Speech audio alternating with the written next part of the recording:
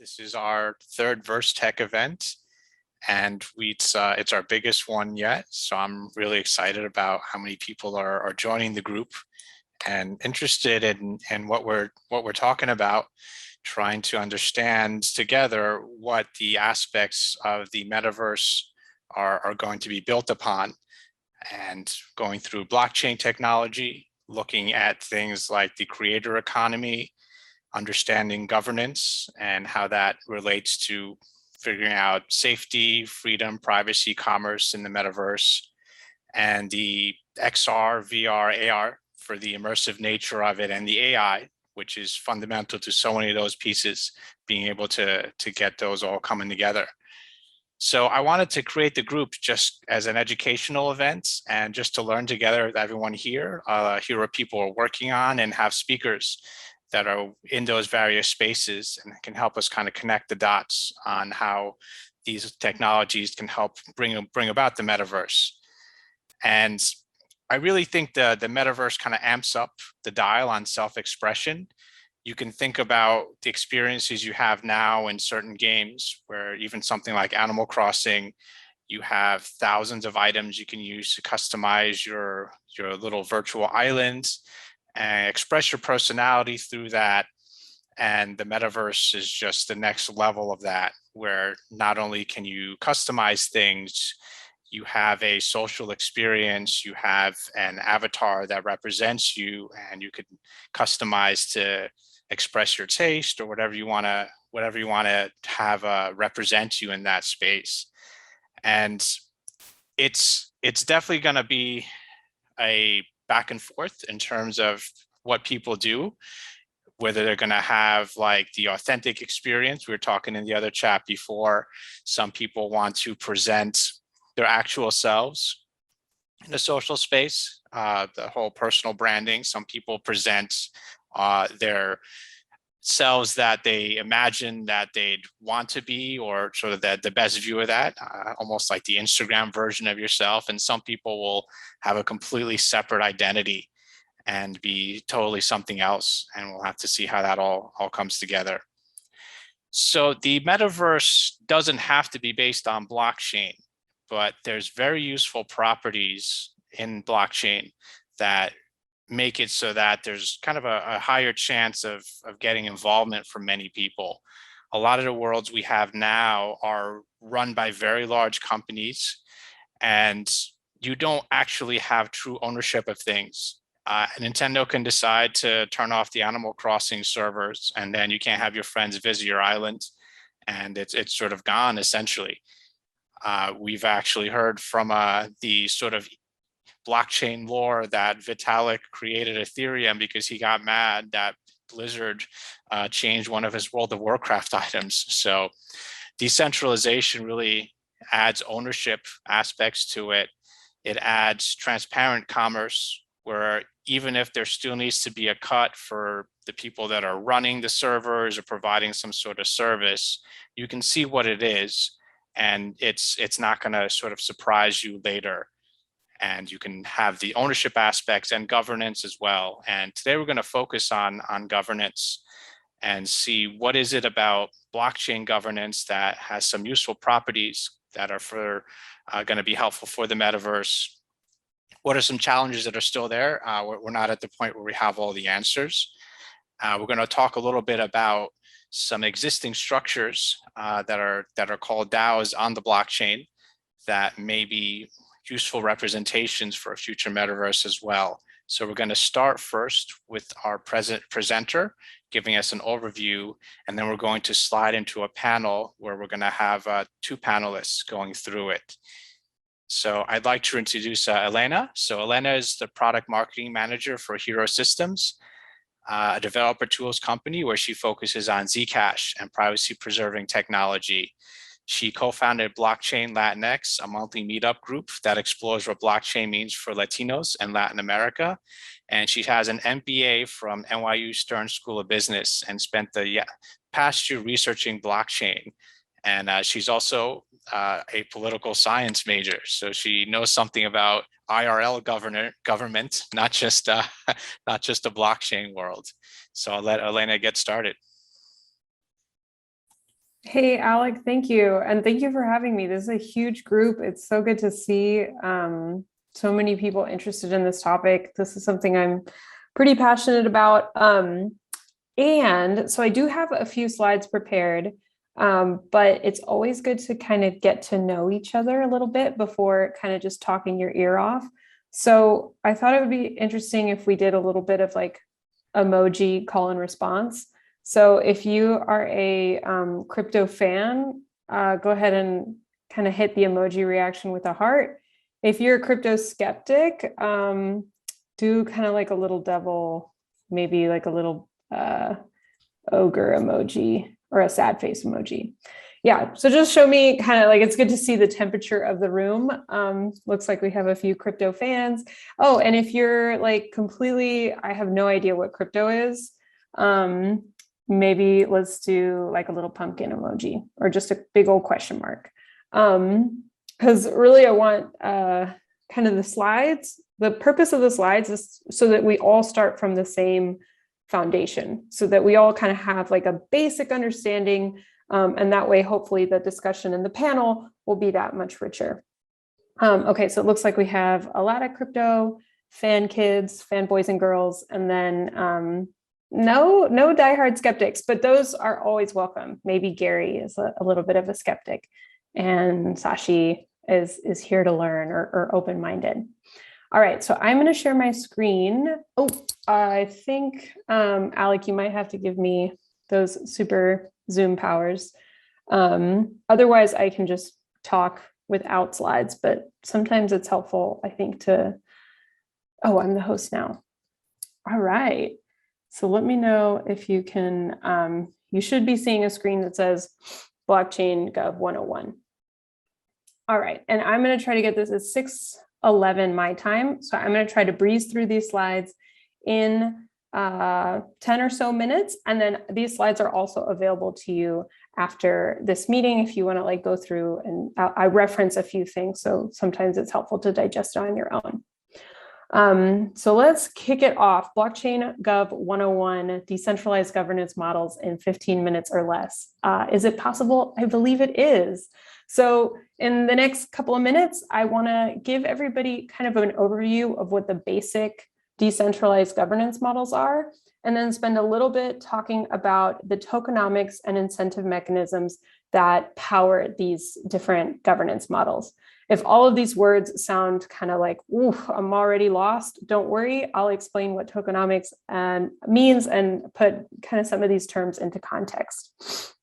So first, let's just get down to the brass tacks. What is governance? What are we referring to by that term?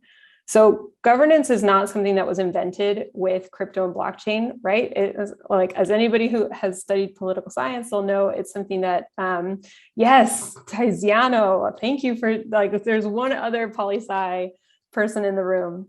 But essentially, governance is a term that people use to describe a system for how groups of individuals arrive to an agreement, or how decisions get made.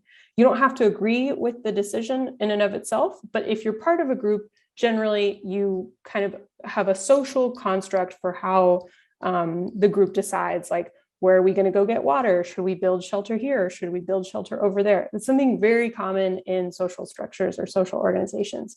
So you see, kind of in the non-crypto world, we have models like corporate governance. That's how shareholders decide when to pay dividends, how many stocks to share, what the strategy of the company should be.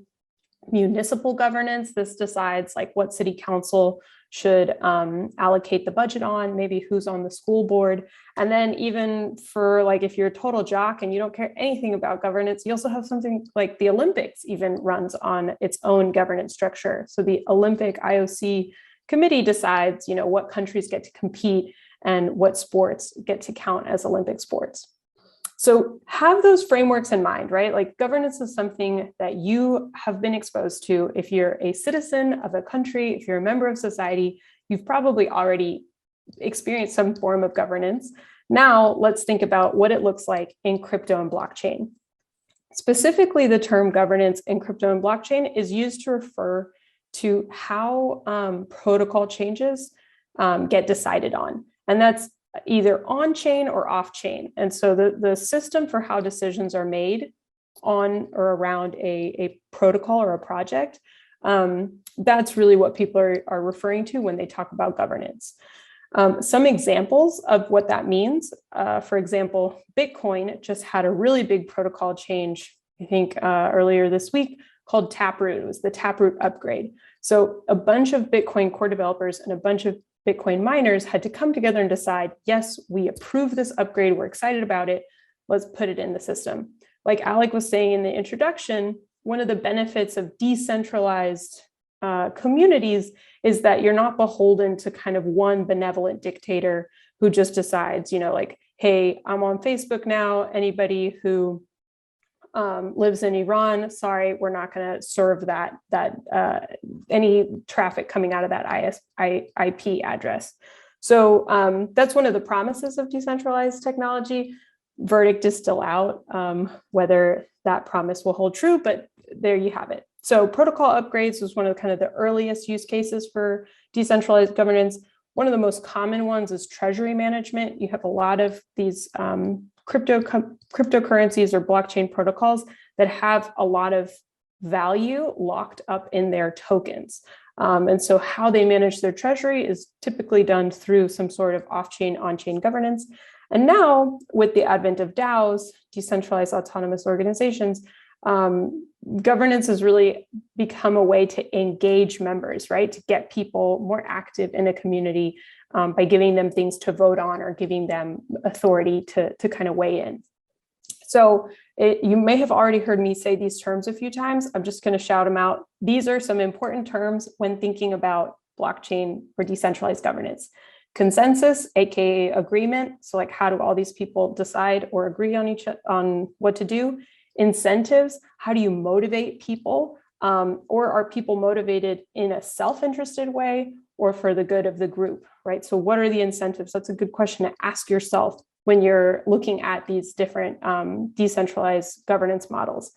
Information, everyone should have access to information. If there's information asymmetry, means somebody has more access to information than others, that's not a really fair model. And therefore those governance structures don't work very well. And then in the next slide, I'll talk a little bit about what different governance structures can look like. There are two links here. BlockGeeks Governance has a really good primer. Actually, I borrowed some of the terms from that primer in 2019. So I like to give credit where credit is due. And then Working in Public is a really great book by Nadia Eghbal. And it talks about open source development in general. So how different open source technologies, free and open source technology gets produced. And a lot of that, you see that borrowed in crypto and blockchain. Okay, so essentially governance, if you take nothing away from the last 5 minutes, you should just hear like governance is meant to solve coordination problems. How do you get a bunch of people together who are hacking away on things? How do you get them to coordinate towards a common end or a common objective? Some notable examples, if you're not as familiar with crypto or kind of blockchain lore, these are kind of like the heavy hitters in terms of examples of governance gone right or governance gone wrong, depending on who you ask. So I'll just go through them one by one really quickly. In 2016 on Ethereum, the very first DAO that was ever kind of proposed, this was before the ICO boom in 2017, Ethereum created a DAO, which is basically a fund to invest in companies or to invest in protocol upgrades, and it was hacked. And a lot of money, like to the orders of millions of dollars, was funneled off into this hacker's account. The organizers or the core team behind Ethereum got together and decided, you know what, we didn't really like that, so we're going to go back in time, something you're not supposed to be able to do with blockchains. We're going to kind of pick an arbitrary state of the blockchain before the DAO hack, and then kind of reset there. And then we're going to refund everybody their money, and then we're going to kind of fix the hack and never do that again. A lot of people in the community at the time felt that that was incongruent with the values of decentralization in general. So that's where Ethereum Classic was born. That's in 2016. 2017, something else not totally similar happened, but a segment within the Bitcoin community decided that the Bitcoin block size should be updated to help, or should be changed. And this would help with scaling Bitcoin. And so that contingent tried to encourage a bunch of people within Bitcoin to like, hey, let's change the Bitcoin block size. People disagreed. And so there was a hard fork, and that was the birth of Bitcoin Cash. So now you have Bitcoin, regular Bitcoin, and Bitcoin Cash. You have Ethereum and Ethereum Classic.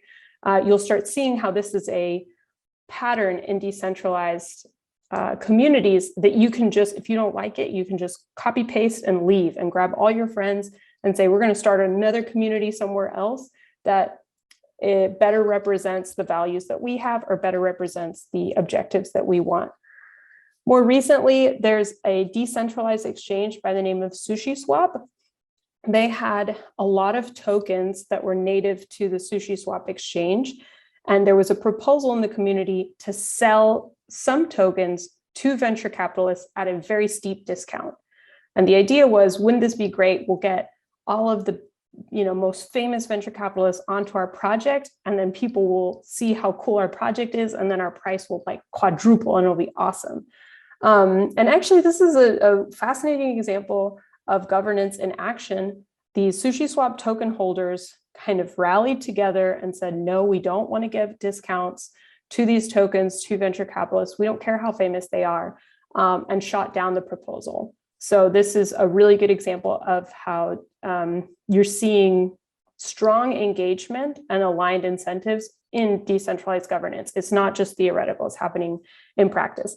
And then if this is something you want to learn more about, A16Z, Andreessen Horowitz, they have an article on how they are open sourcing their token delegate program. So essentially, if you're an investor and you invest in a project, a lot of times as a part of that investment, you get a bunch of the coins native to that protocol or project.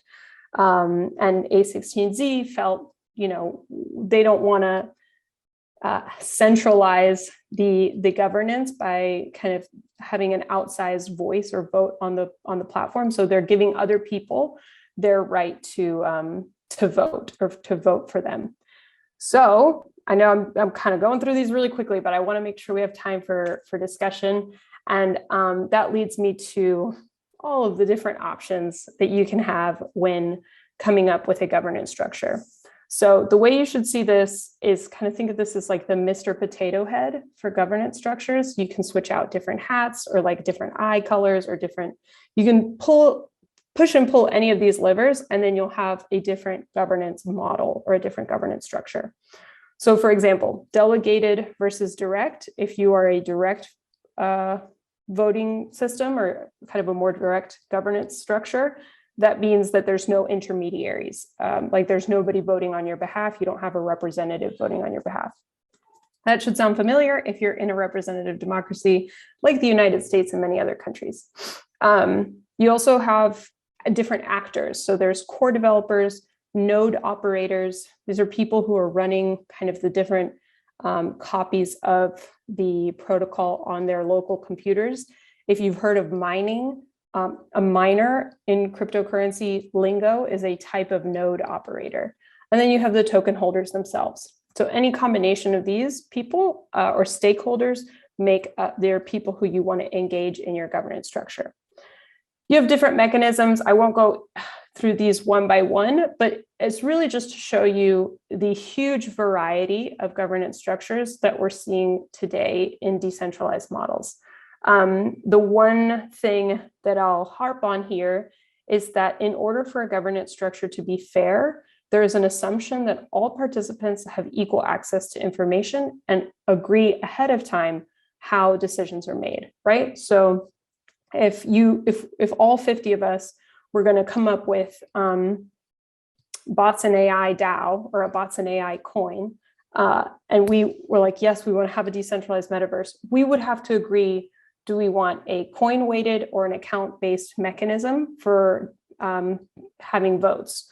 Do we want this to happen on chain with tokens, or are we okay with Google Forms or Twitter polls? And then, once we have all these things sorted out, that's how we would make decisions as a group going forward. That's how we would arrive to consensus. All right, we only have like a few minutes left, but then this is how we'll talk about this more in the panel. I think one of the things that makes decentralized governance, particularly in cryptocurrencies, so exciting and interesting is because never before in history have you been able to kind of tie governance structures to financial incentives or financial structures. And a lot of times this is called tokenomics. So you can vote with your coins. Your coins are sometimes also a vehicle for exchanging value in the network. So, and then you can come up with cool incentives based on that. So in the interest of time, I won't go through each of these points or this crazy diagram, but you can see the big takeaway of this crazy diagram is that inside the yellow box, you see governance, and governance is an important part of decentralized communities arriving to decisions. And I'll end on this just because Alec brought it up at the beginning. One thing that we've really, or is being seen a lot in the last 6 months, I would say, is a proliferation of DAOs, decentralized autonomous organizations. If you've never heard of this term before, this is a good working definition. A DAO is an entity that lives on the internet and has some sort of process automated. So a DAO is a DAO if it automates something and also if it manages some type of internal capital. This definition comes from Vitalik Buterin. He's the guy who invented Ethereum. And he makes the distinction between decentralized organizations, decentralized communities, and then decentralized autonomous organizations. So a decentralized community is basically Reddit. You know, anybody can come up with a subreddit and grab a community online. Decentralized organization is more like Napster, you know, or BitTorrent. We're exchanging value by downloading little files and organizing together to create a marketplace for that type of exchange. Decentralized autonomous organizations is like a kind of one order above both of those. Okay, so that was the primer. Alec, I hope I did it in a good amount of time, but yeah, I hope that was more clarifying than confusing.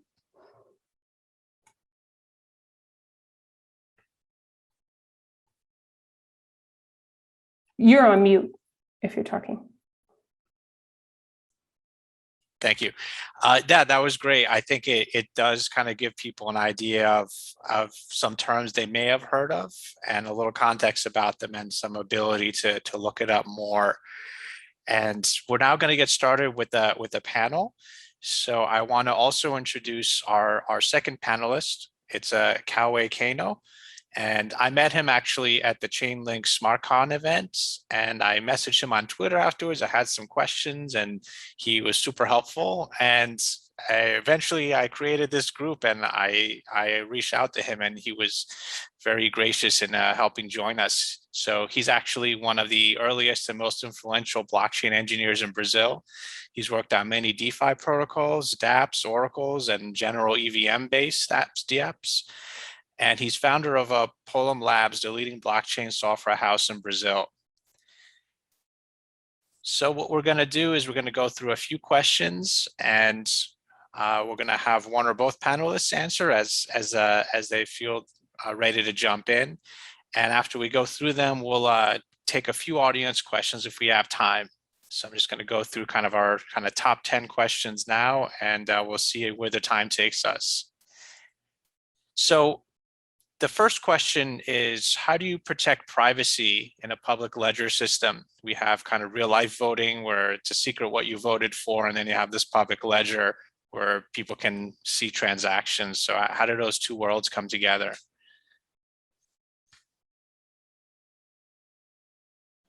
Okay, so I'll take this one. First of all, congratulations, Elena. It was a really nice talk, like super elementary, and it's really good to bring people into the ecosystem.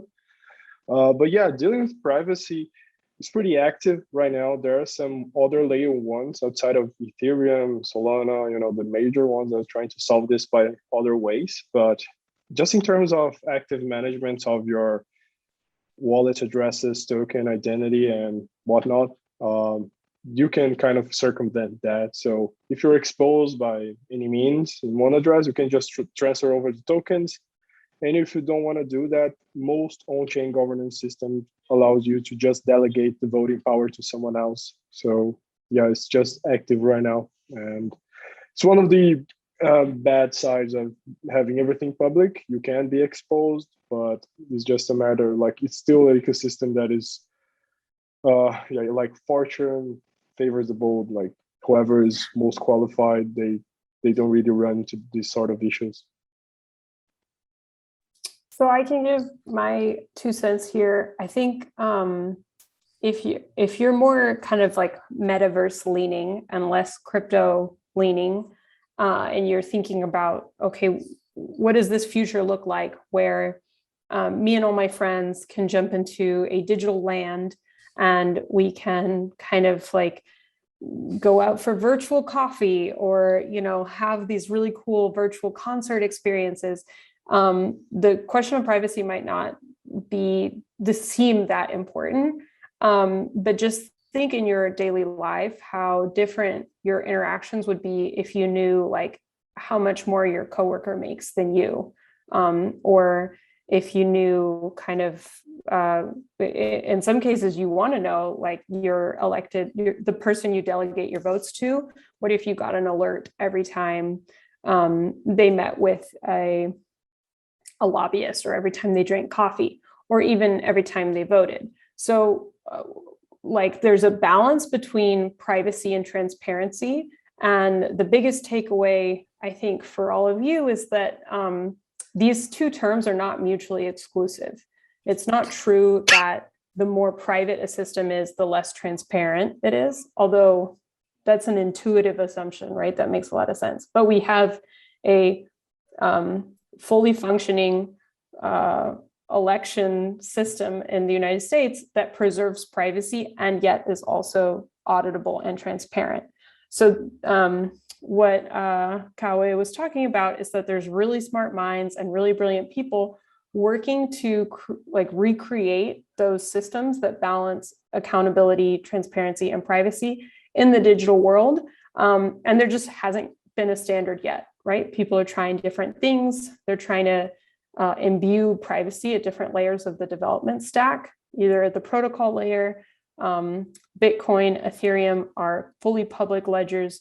Projects like Zcash and Monero have their brand promise on the promise of increased privacy or anonymity. But then there's also applications built on top of these protocols that offer even more privacy. So in terms of governance, a lot of the mechanisms do depend on knowing how much coins are in your wallet, because that's how they validate, you know, that this vote is authentic. Otherwise, it's really easy to attack the system. There's a term that you'll hear a lot called a Sybil attack, or something that is Sybil resistant. That's just a fancy way of saying, in a world where there is no cost to creating a new account, you'll have a lot of bots. So on Twitter, it's free to create a Twitter account. That's why you have a lot of Twitter bots. If you're on Discord, it's free to create a Discord account. That's why you have a lot of Discord bots.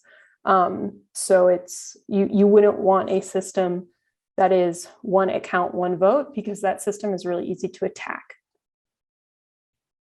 Yeah, and just a closing thought, like if you're into technology, look up zero knowledge proofs. This is kind of the future. Like, yes, and like I can prove to you that I have a certain amount of tokens without exposing how much I do have it, or I can prove that I have the ownership of a certain NFT without actually exposing my public address. So it's all cryptographic and deterministic. So if you want to look that up afterwards, you know, people who are watching. So yeah. Zero knowledge proofs are great. Yeah. Oh, Alec, I think you're muted again. Oh, sorry. I have 2 mute buttons, so I got to keep myself on my toes here. Thank you. That was really a great start and in depth. And one other thing that came to mind is people talk about, oh, things are on Bitcoin and people use it for criminal activity, but sort of the old rules about if someone gets caught and they get threatened with jail time and then they tell you who they sent money to and what their address is, and the whole thing unravels. So there's definitely still methods to figure things out, but really, really interesting to hear about zero knowledge proofs, and that's something I'm going to dig into more as well. I was curious, in terms of governance, there's kind of a different spectrum of what exactly is worth voting on, and what should like a core team just go ahead and do. And is there any kind of guidance in terms of like how do you make that decision if you're a DAO or some sort of decentralized virtual world? Yeah, this is actually a discussion I was reading up on like yesterday on the MakerDAO forums. And someone brought that up, like the bad side of governance, like how do we decide what's really worth our time analyzing? And it's kind of a little Sibley attack too, to decide like the whole governance process, if it's worth just chatting around and not really arriving at a conclusion and so on. And the big conclusion of the thread was just, this is governance, this is completely decentralized. Of course, there are some parameters that kind of filter up, like what you can actually propose and how many times, like how many tokens you need to own and so on, like cooldown periods. But in the end, it's all decentralized, and it's up to the particular user that it has that capability of proposing changes to be able to just figure out if something is worth it or not. And it's not just like, it's not something so deterministic that you can just look at the numbers and see, okay, so this member has done so many proposals and all of them have been agreed on. Like, it's a metric, but it's not something that's 100% what matters, right? Because governance is also just declining proposals and gauging the feeling of the community, and sometimes people will not agree, and that's okay. So that's still part of the governance process. Yeah, that's a very complete answer. The only thing that I would add is there's an interesting movement, kind of like governance minimization. So some people are kind of noticing this pain point, like, God, there's way too many things to decide on. I'm actually not that interested in, like protocol or proposal 1, 2, 3, 4, 5. I just, I like being part of this community.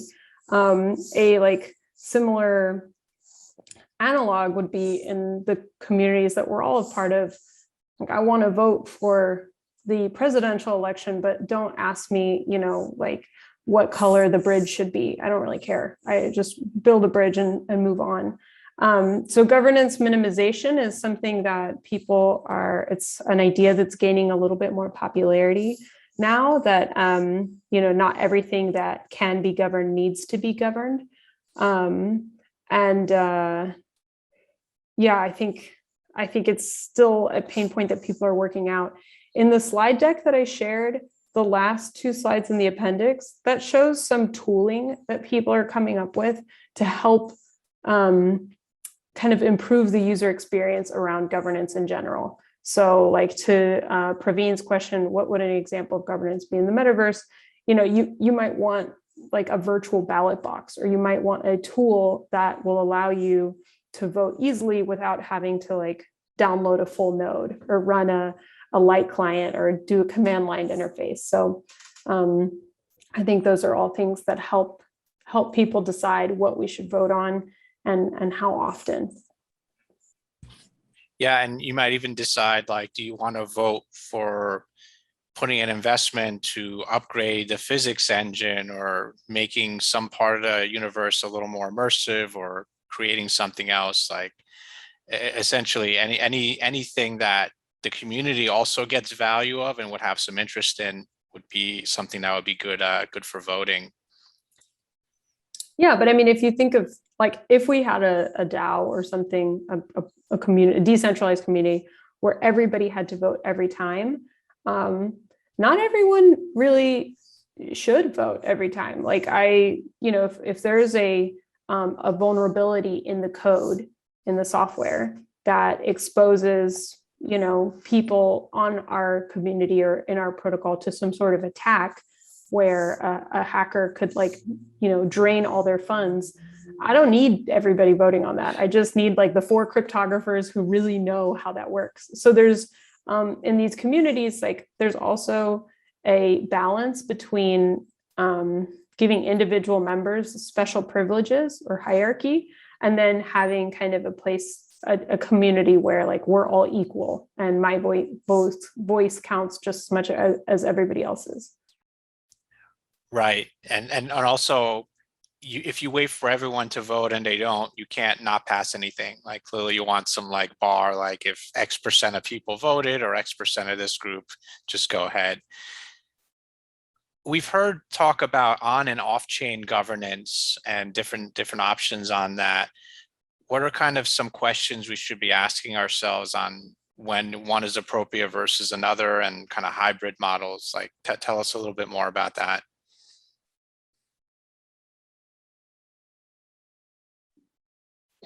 Yeah, so I think Elena really summed it up pretty nicely on her presentation. And it's just a matter of complexity and readiness of the community. Right now, creating an off-chain governance system is pretty much plug and play through snapshot.org and other forms of DAO tooling that are already available. But at the same time, the on-chain governance really has more flexibility to do more advanced things and more modular things and interactions with the code itself and the protocol, and also has just, well, it's more transparent overall, it's more decentralized and kind of hands-off for the developers themselves, because essentially off-chain governance is just like this proof that it was voted and it is registered forever, but there is nothing really enforcing it to go through. And there are a good number of examples of devs just, ignoring the voting and doing what they believe is best for the protocol, which is arguably not really the most optimal way of going through governance.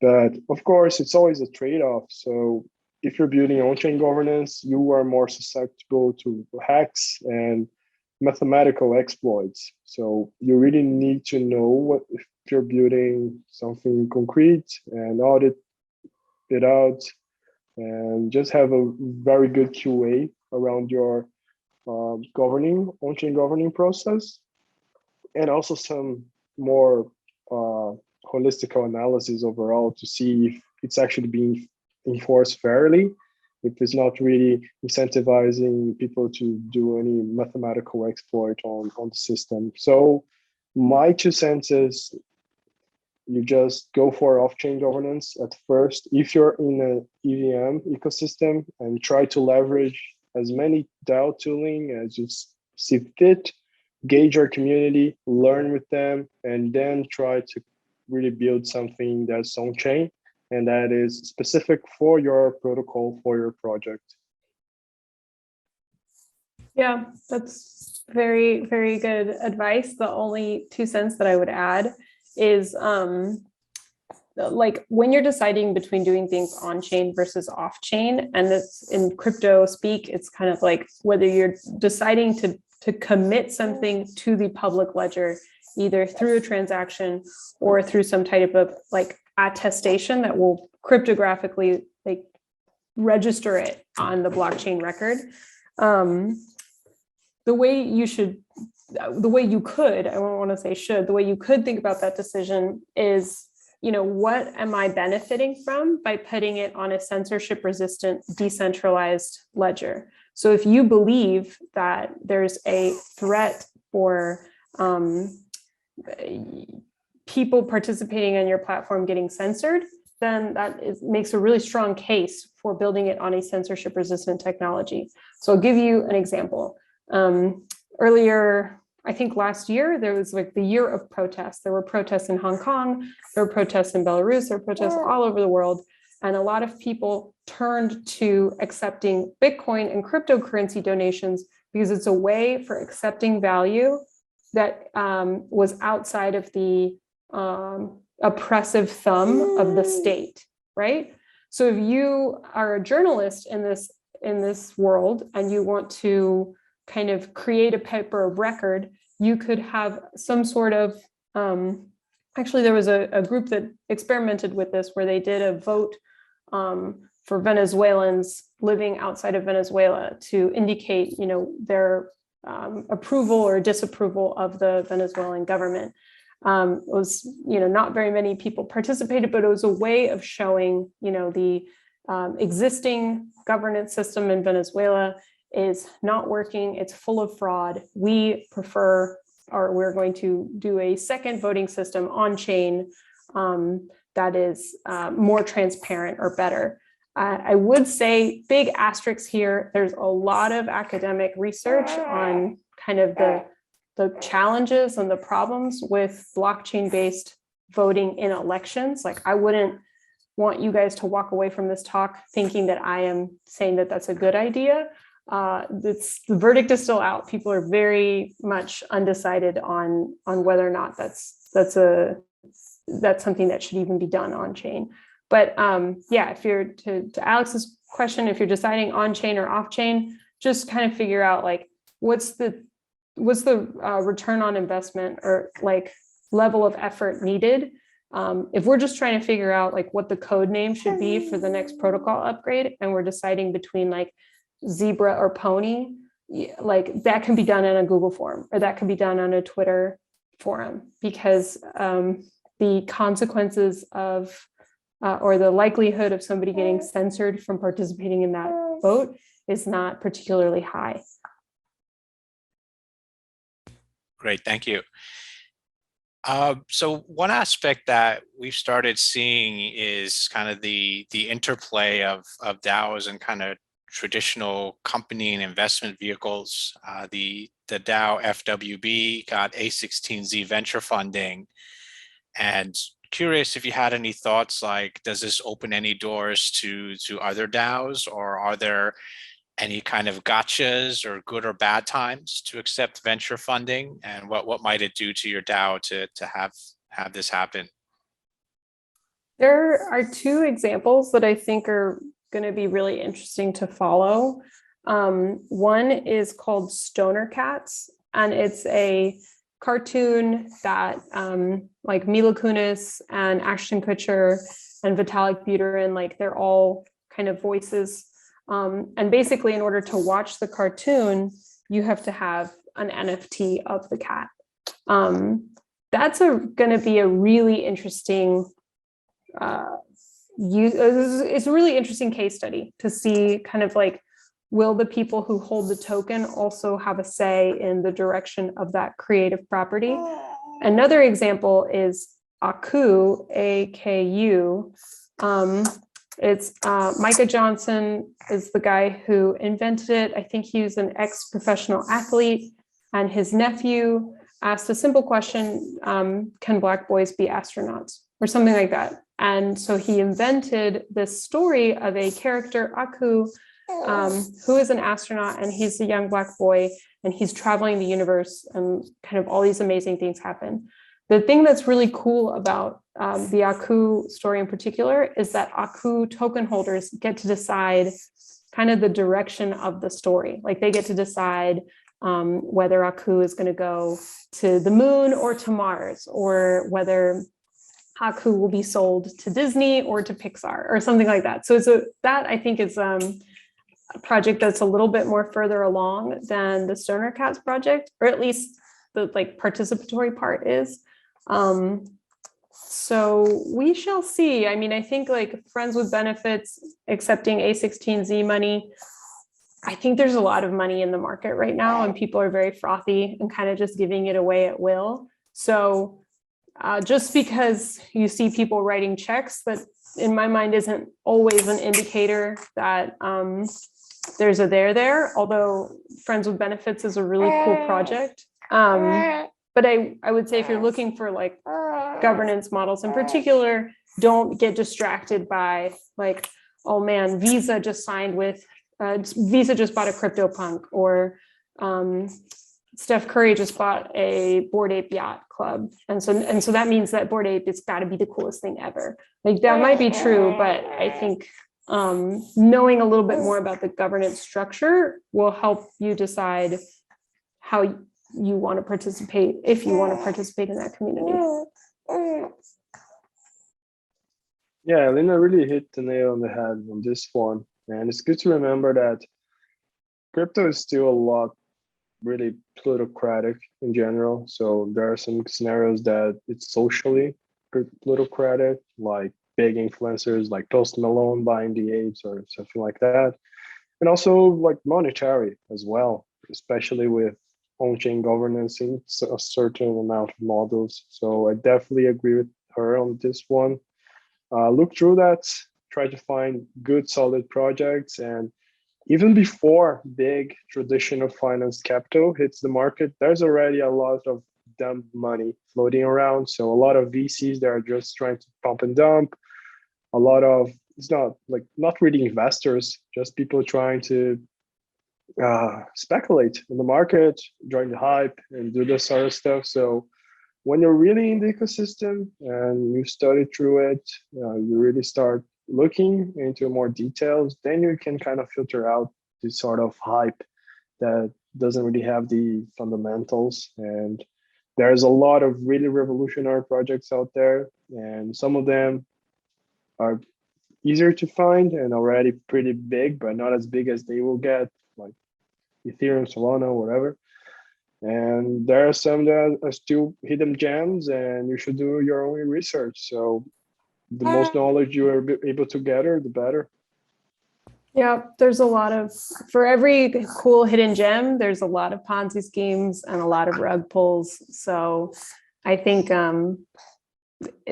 like people in crypto, we get really excited about what's possible, but that's not meant to be kind of like a naive portrayal of what's going on. Like there's a lot of people kind of understanding that you can devise predatory incentive mechanisms to get people to accumulate value really quickly. Praveen asked a really good question. Are token holders backing DAOs financially in the hopes for ROI or ROI beyond the voting privilege? I think, like, if I can answer this, Alec? Yeah, sure. I will qualify that nothing we say is investment or legal advice here. Not at all. Yes, do your own research. And I have a little kid hanging out here with me. So if you hear her chiming in, she's just expressing her opinions on decentralized governance models as well. So the way we could think about Praveen's question, it's a really good question, is if I'm a United States citizen, I have the benefit of being part of the United States country, and also I have a say in how the government is managed. So token holders, if you think of DAOs as a community that you could be a part of, the token is certainly could be a way for you to participate, have the privilege of governance. I like the way that that's phrased. But it could also just have benefits for membership or access, like being part of that DAO gives you access to, special assets that are only dropped like in that group and aren't dropped anywhere else. So, yeah, I mean, I think I wouldn't think of it necessarily like there are certainly people who are buying a token with the hope that the token goes up in value. That's going to happen regardless. That happens with stocks. A more interesting question is, being part of this group allows me to engage in the direction of the group is going to go in, but also gives me access to the other people who might be interested in participating in this group as well. Yeah. Sorry, Alec, you can proceed. Excuse me. Oops. No, yeah. Go Okay. ahead. Okay, thanks, Alec. Yeah, there are governance tokens and governance tokens. Like there's a whole gray area to explore on top of it. And there are some that, it's just basic yield farming, and it's clearly that there is economic incentives. But when people do a really good rollout plan with decent tokenomics like Gitcoin did, they actually built a platform, a Web3 platform, one of the first ones, very impactful one, reached a lot of people before actually distributing tokens, and this managed to really build a strong community. And like Elena was saying, this is the best part. You can prove it. Like there are people speculating 100%. So some projects, it's everyone speculating, but you can't prove it. I might just be a good Gitcoin user and I want to do what's best for me as a user, not as an investor. So that's the big difference between, you know, owning stock and owning a governance token. You can't prove it. So like legally you can prove it. So you can just, it's just a token. So the thing that Kauê referred to is, so Gitcoin is an awesome project and people should definitely follow them. But this idea of kind of like retroactive governance, so you can accumulate a bunch of users, not give them anything, and then once you've reached a critical mass of users, you can airdrop tokens to them. Uniswap did this, which is another decentralized exchange. Gitcoin has done this. I think Shapeshift is another example of this doing this. And then I would also say, like the OG in the space, the group that a lot of people have learned from is MakerDAO and Maker Foundation. They've like really set a lot of precedents for how you govern in public or work in public.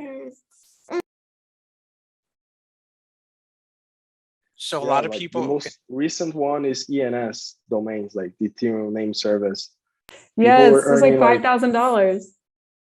Really? It was like up to 15 at some point. $15,000. I'm distracted, dude. I'm taking care of a baby. So when I checked Twitter 2 days ago, it was $5,000. But yes, it's very cool. And that's for people who might not know, like you could buy a Ethereum name service, just like DNS for the web, like a website, ENS for Ethereum. So people bought it, it's been around for a while.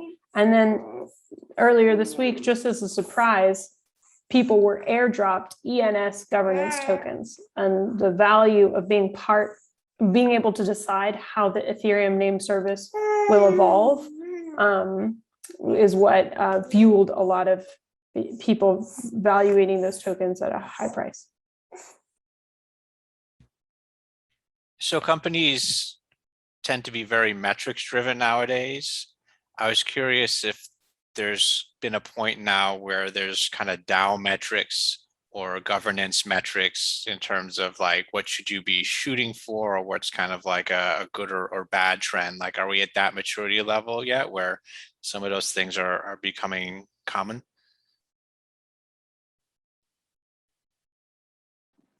Yeah, like everything is metric driven, especially on a deterministic scenario and very, mathematical and cryptographic. But at the end of the day, there's still a lot of room to analyze and just general analytics on the blockchain, because we have like two different worlds with the same problem. Like we have Ethereum and these other slower, more robust and stable chains like Ethereum, and indexing the data is already pretty advanced, but it's still not in a certain maturity that the whole ecosystem we can just run data analysis at will and interact with the chain at will. And we have the other end of the spectrum, which is Solana. So very efficient and scalable chains, but they are generating like a lot of data every day, and just indexing that and storing that is a challenge by itself. So I think like blockchain data analytics is a really good field to take a look at in the future, because right now we still have issues on both sides, and DAOs really follow along with that. And as I was saying, DAOs are really dependent on a means of communication, like a forum like MakerDAO has. And of course, there's plenty of metrics there for your personal profile, and that really impacts this side of social plutocracy on what your opinion matters and so on. So in terms of like personal participation in a DAO, there's still a long way to go and not really a big standard on that. But for DAOs as a whole, there's still DAO tooling all around, and this is a big frontier. Like in Lisbon, there are plenty of DAO events, and big players like Aragon, they're really investing on scaling up the tooling they have available. So people who are not really that tech savvy, they can have this advantage of having good data and good tools to run a DAO. So I would echo that what Kauê said. Like there's just because you can measure it doesn't mean you should measure it, or that like you can measure something and get very little insight out of it. So I think for DAOs as a whole, especially since all these governance structures are still so different, there's not like one common KPI or key performance indicator that tracks across all of them. But I would say one super interesting use case that I'm excited to see evolve is what Kauê was mentioning, like individual engagement indicators. So there are people starting to experiment with like in their wallets or in their crypto wallets, indicating kind of how good of a citizen they are, like how active, how much do they engage in protocol proposals, how often have they voted in proposals, and how did they vote. Again, that asks the question around privacy. Like if you're a whale, you might not want people to know how you vote. But if you're trying to show yourself as a good steward of a community, showing that you're really active and having the like a way of proving that with some sort of profile is really, it's going to be interesting and powerful to see. Thank you. So I come from the software space where kind of one of the techniques to build a project is to build a monolith first, which basically like you put one application that has all the different code functions in it because it's easier to like reason about it and manage. And then as you grow, you kind of break it into microservices. So you split it out into separate places. So I almost think of that like virtual worlds today starting centralized, whether it's Fortnite or Roblox or some other ones that there's kind of a lot of central control or some often not even on the blockchain. So the newer ones are. Do you see this as like a good way to start? And then hopefully they shift to decentralized, or is it sort of like they'll never give up the position they have? What are your thoughts on how do we get from kind of the central virtual worlds to kind of a more decentralized future? Definitely agree with this. It's just a matter of getting started, accumulating knowledge all around, getting to know your community, getting to know your product, your audience. There are plenty of good projects that are doing that. I can't really get into specifics because they are really, bringing a lot of money in this migration from Web 2 to Web 3. But I think this is a growing scenario, and there are plenty of things that are a bit different, and it's not just like this plug and play migration because it's a very different paradigm of development. Doing this monolithic to modular approach on the blockchain might be a bit of a hassle just because everything you put, every code you upload there is basically forever. It's, well, permanent and immutable. And there are some patterns that you can adopt, like some upgradability patterns and a few other things, but they're still like not up to standards yet, and adoption isn't really that big. And Solana was a good example of building something that you can break and improve, and over time you get into something more stable. But we're still seeing that movement happen, and it's relatively cheaper to deploy code there, but at the same time, it's not really something you can just do every day. So yeah, I think it's possible. And when we're talking about governance, is 100% about community, and you can build community on Discord, on Nowhere, for instance, pretty cool spot. And yeah, it's just a matter of getting started. You don't need to be Web3 native to be a successful Web3 project.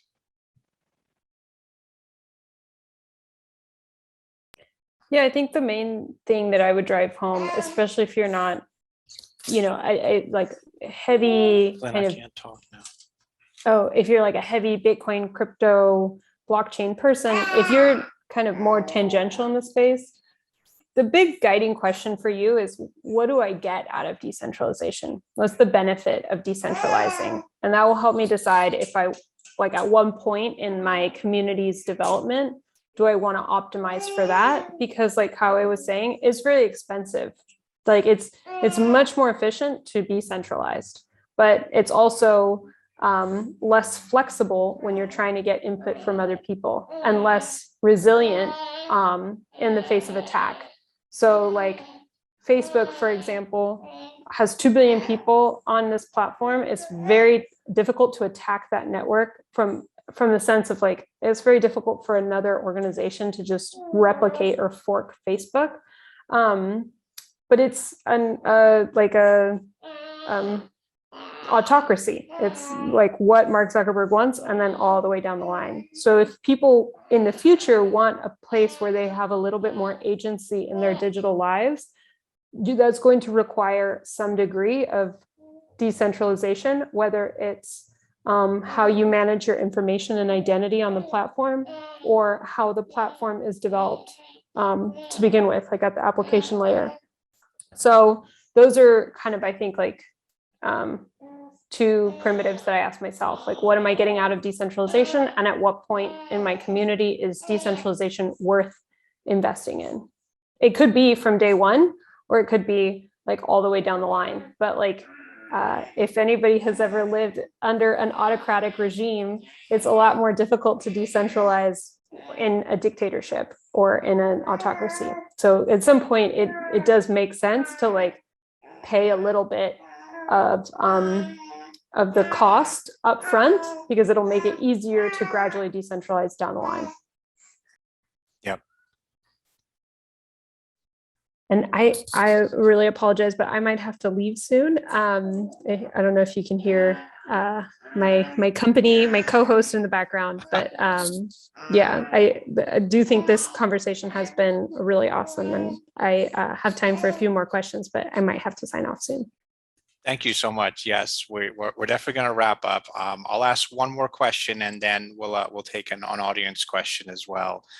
So, what do we see happening now, where there's like the collision of the blockchain world and the legal world? In particular, NFTs, people are selling them and they get transferred automatically. And I've seen disclaimers on some sales sites that, oh, by the way, if there's a copyright violation, we're gonna disable this item you just bought in our game. So it's kind of like buyer beware. So I want to get kind of your thoughts on where we are now, and maybe is there a better place we can be? Yeah, I'm not really a legal guy, and honestly, I don't want to be that much. It's a whole different world, and it's definitely very different from just a big contrast when we're talking about blockchain. A good, like the NFT world is pretty decentralized, but when we're comparing with some DeFi, and there's like OpenSea is pretty much really centralized, and well, they can take some pretty aggressive decisions in terms of just delisting people, and they're at both sides of it. Like it's pretty comprehensive, just in case of copyright and all that good stuff. But at the same time, it's a decentralized platform. So despite itself, it's pretty much a big what if. And in legal operational terms, like in terms of organizations as a whole, the DAO model is really being tested on a legal basis now too, because we're seeing a new movement that I completely think is awesome. And just usually, like from the beginning, we have Ethereum Foundation, Solana Foundation. We have all these foundations that are nonprofit and are running the basis protocol layers. But recently, Maker Foundation was completely dissolved to give way to Maker DAO itself, and it's basically this geographically and legally decentralized or core unit system that is all ruled on the blockchain. So, and they have a lot of law consultants and really knowledgeable people backing them up, but at the same time, it's something that the traditional legal system is really far from catching up. They have no idea what really is going on from the regulatory point of view and basically the state. So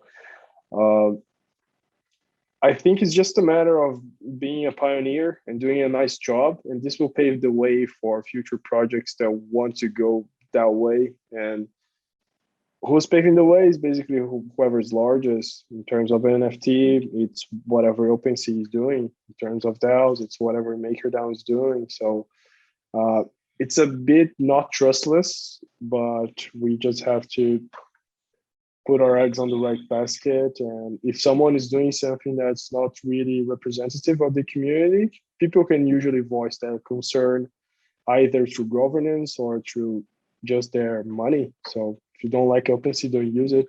There are plenty of other marketplaces out there. And yeah, this is something I abide for.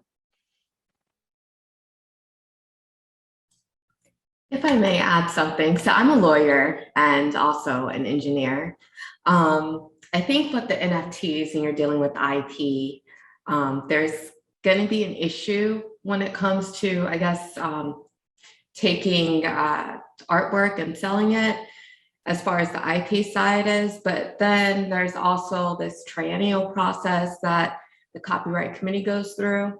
And then there's these exceptions. And as I don't know if I'm going to say his name right, so I'll pronounce the last name. Kano mentioned, we have an issue in the legal community. I don't go the traditional route of law. There's an issue where you have a lot of people not being on board with technology advancing. And I think with NFTs, blockchain, and even the metaverse, with everything moving in the direction that it's going, eventually lawyers are going to have to get on board. And it's going to have to be some changes in the legal committee and as far as the courts and the laws are concerned. Because the company I'm working with now, we're utilizing blockchain, and I work with other lawyers as well.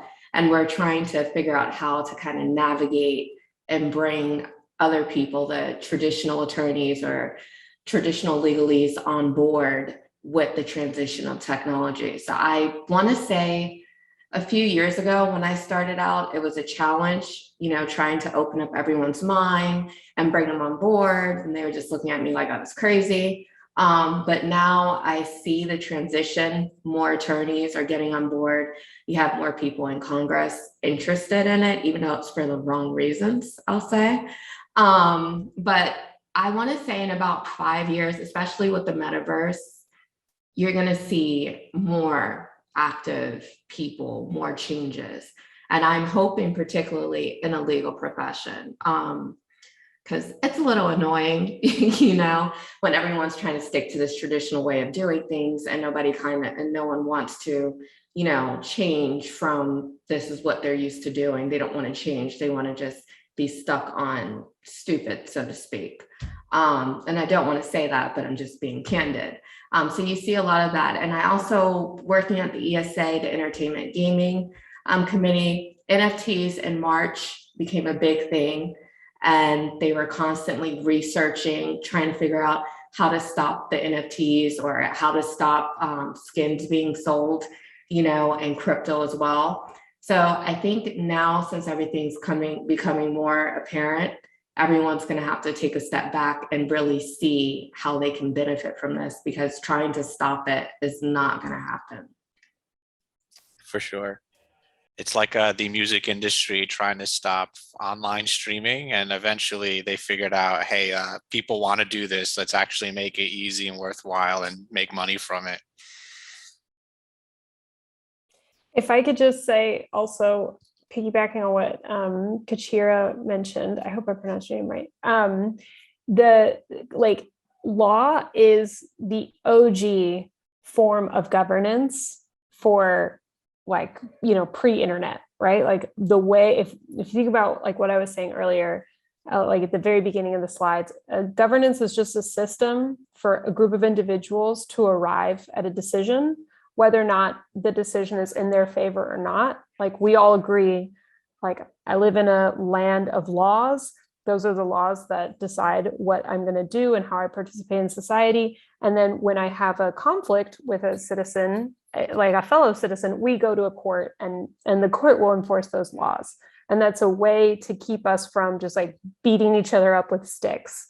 And the court is important because it is powerful, and it is powerful because the law has the power to enforce things. Like it can send citizens to jail, it can subpoena information from your friends and loved ones, it can freeze your accounts. Moving into crypto and blockchain, where the promise again is this decentralized system, it's censorship resistant. The whole promise is that like if you want to do something in this decentralized system, it will be much harder to keep you from doing that, right? Because that's what censorship is. Censoring is keeping you from doing something. And so it is kind of like an open challenge. If you can do what you want to do in a decentralized network and a centralized network censors you, there are going to be incentives for moving into a network where there's a lot more freedom. And then with that, I think Kauê mentioned like the members of that decentralized network will find new ways of governing themselves and find new ways of punishing bad actors and creating kind of like the social behaviors and the social norms that they want to see. But it's the Wild West right now. Like it's crazy. I think like if you're in this space for long enough, like nothing phases you, because it's just like it's exciting, but then it's also very it requires a lot of deep thought, because the implications of where this technology can go are worth considering, before you build a censorship resistant tool. Like how is it going to be used? It's important to think about that. Yeah, just to top it off, like there are a lot of edge cases, a lot. We can think like there are NFT projects that their whole premise is based on interacting with another NFT, and it's transformative nature, but you're holding the other NFT. And we can go beyond that, like just creating derivative or fractional NFTs, or even more elementary than that. Just NFTs are not images; they're just assets on the blockchain. So I could argue that just I can take your image, but if I create a new token, it's a new token. And like the law can really try to not really allow people to transfer that over, but they will never take that ability away from a wallet that is pretty much immutable, and whoever has a private key is the owner. Like you can't really take that away, and it's pretty tough to pinpoint that. And that is just one specific case, and there's plenty of other things that circumvent and orbit around this blockchain space, and it will take a lot of time to catch up. Maybe we may have some NFT standardization, I don't know, in the Bahamas or Gibraltar or smaller places, but I don't see that happening in the US. Definitely, it's one of the most complex legal nations worldwide. So I think catching up on what Elena said, this is why we have governance. So no community, no healthy community will allow a scammer to just transact back and forth and sell for millions of dollars the art of someone else that they know and trust their work. So governance is here to help us, and legal won't be, because it's just too many conflicts of interest and they're too slow. A lot of people have no idea, and we'll never get blockchain, period. Like the judges who are working 40 years the same role, like they won't get this kind of stuff like ever. Even legislators, like let's hope that someday they will, but I have no hopes on that. No, I don't think so. they're just stuck in this tradition. It's not going to change, and especially with the NFTs. And I keep going back there because you mentioned, using somebody's work. You have all these exceptions where you can use someone's work, and it's just going to be a battle. They're not going to change. They're just going to stay stuck there until you get younger generations or people that are more open-minded in their seats. One interesting use case, I know we're kind of going on a tangent, but one really interesting use case here for people curious to learn more, memes, M-E-M-E, memes, these viral images that go on the internet. Those typically haven't been monetized in the past. So you have like Bad Luck Brian or Disaster Girl or a Success Kid. And these are pictures of people that, with or without their consent, are just literally plastered around the internet forever, for decades. Like, I think Bad Luck Brian is like 20, the meme itself is like 20 years old.